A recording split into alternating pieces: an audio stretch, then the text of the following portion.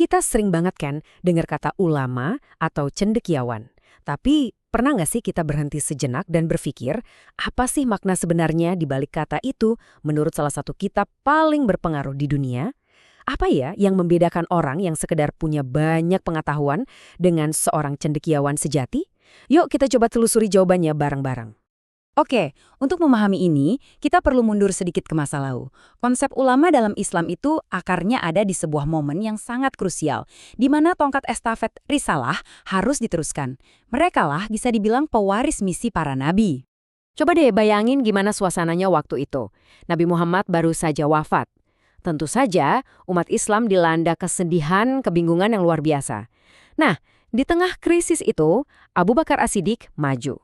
Beliau mengucapkan kalimat ini yang berakar kuat pada wahyu dan berhasil menenangkan dan menyatukan kembali komunitas yang lagi terguncang. Nah, inilah ujian pertama bagi umat. Dan dari ujian inilah lahir generasi pertama ulama, para cendekiawan itu. Mereka bukan cuma sekedar teman, tapi mereka adalah murid langsung yang sekarang perannya berubah, harus jadi guru dan pemimpin. Dan beginilah caranya obor pengetahuan itu diwariskan. Dari Nabi ke para sahabat, terus ke generasi tabi'in, dan lanjut lagi dalam sebuah rantai keilmuan yang gak pernah putus. Rantai inilah yang kemudian membangun peradaban di seluruh penjuru dunia. Tapi kalau kita lihat sekarang, rasanya ada sebuah ketegangan ya. Ada semacam jurang antara gambaran ideal seorang cendekiawan dalam sejarah dengan apa yang sering kita lihat hari ini. Dulu, para ulama itu ada di garda terdepan kemajuan peradaban. Bukan cuma dalam ilmu agama loh, tapi juga sains. Beda banget sama sekarang, di mana tantangannya adalah gimana caranya mempertahankan idealisme itu di tengah arus zaman yang, sangat berbeda.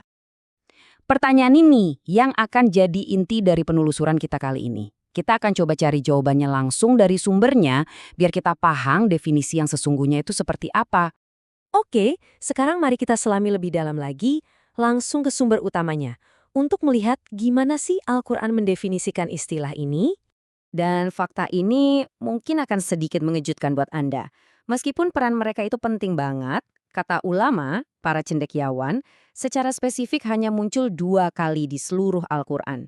Ya, cuma 2 kali. 2 penyebutan ini ngasih kita petunjuk yang sangat penting. Yang pertama, merujuk pada para cendekiawan secara definitif, dan yang kedua, merujuk secara spesifik ke cendekiawan dari kaum Bani Israel. Ini artinya ada sesuatu yang sangat khusus di sini. Nah, disinilah keindahan bahasa Arab itu berperan. Awalan al di depan kata ulama itu bukan tanpa makna.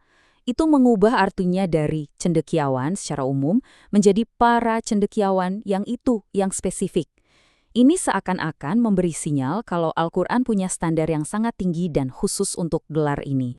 Dari petunjuk linguistik ini, kita akhirnya dibawa ke ayat kuncinya di dalam surat Fatir. Dan disinilah rahasianya akan terungkap. Setelah semua petunjuk tadi, kita sampai di puncaknya. Kalau memang standarnya setinggi itu, lalu apa dong satu-satunya kualitas yang menjadi penentu? Ini dia ayatnya. Coba deh perhatikan baik-baik hubungannya. Ayat ini secara gamblang banget mengaitkan status sebagai al-ulama dengan satu kualitas batin yang sangat spesifik.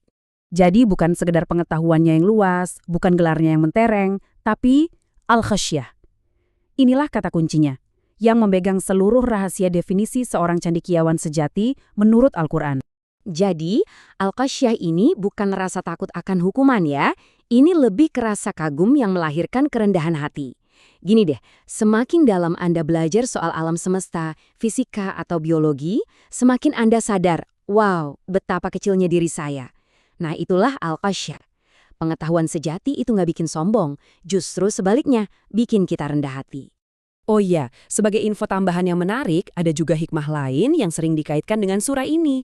Menurut beberapa riwayat, kalau kita rutin membacanya, itu diyakini bisa membantu melapangkan rezeki. Wah, sebuah bonus yang menarik ya dari ayat yang penuh makna ini.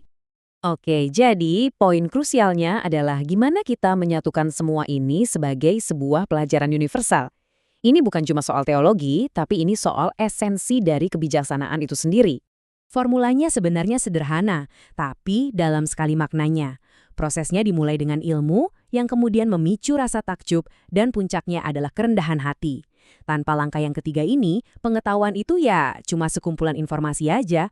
Pada akhirnya menjadi seorang cendekiawan sejati itu bukan tentang apa yang ada di kepala Anda, tapi tentang bagaimana pengetahuan itu membentuk karakter dan jiwa Anda. Ini adalah perpaduan yang indah antara intelek dan akhlak. Jadi, yuk kita renungkan ini bareng-bareng. Dalam hidup kita sendiri, dalam pekerjaan kita, dalam apapun yang kita pelajari, kita selalu punya pilihan. Kita bisa memilih untuk jadi seorang ahli yang cuma ngumpulin fakta, atau kita bisa membiarkan pengetahuan itu menumbuhkan rasa takjub dan kerendahan hati, dan dengan itu, kita menjadi benar-benar bijaksana. Mana yang akan kita pilih?